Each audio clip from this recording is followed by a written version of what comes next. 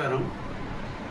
ఈరోజు Vidyanagar senior citizen association ద్వారా జ్యోతి అనాథ ఆశ్రమంలో మైనే నాగేశ్వరరావు గారు చాలా స్నేహశీలి, అందరితో చాలా కలివిడిగా ఉంటారు. వారి విజయంకుడు భీమలింగప్ప గారు హైదరాబాద్ వాస్తవ్యులు. వారి 34వ వర్ధంతి సందర్భంగా వారి పిల్లలు ఇక్కడ ఈ జ్యోతి వృద్ధుల అనాథాశ్రమంలో ఈ భోజనాలు, పండ్లు, స్వీట్లు ఇట్లాంటివి వీళ్ళకి అనాథలకి ఏర్పాటు చేశారు. చాలా సంతోషకరమైన విషయం.